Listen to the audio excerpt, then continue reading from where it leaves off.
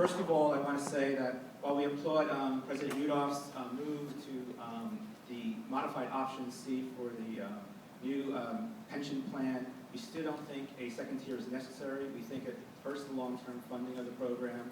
What we want to see is a more spelled out plan of how we're going to actually fund this plan into the future.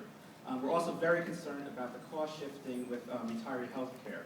It's going to hurt a lot of low-wage, medium-wage workers, and what we would suggest is a type of pay banding for the retiree health care, something similar to what we have for our health insurance premiums, because we think it's unfair to ask low-wage workers to pay so much more into the retiree health care.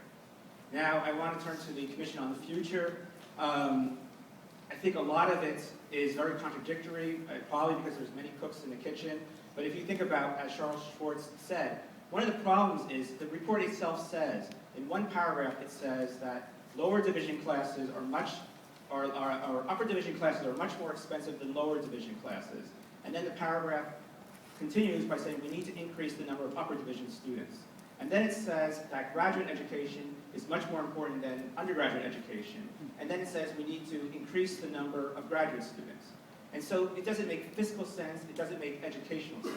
If you want to have more graduate students, then you have to figure out a way to fund that, just as Charles Schwartz said. If you want to have, but you have to realize that right now undergraduates are subsidizing everything else that's going on in the university. And every pressure now is just to keep on increasing the cost to undergraduates so they continue to subsidize everything else. What we've learned this year is basically that external grants usually don't recover enough indirect costs. We've learned that gifts are often restricted and can't be used, and that self-sustaining units keep all their money. And so basically the only source for money in this entire system is undergraduates, and we've been asking them to pay more and giving them less and less and less.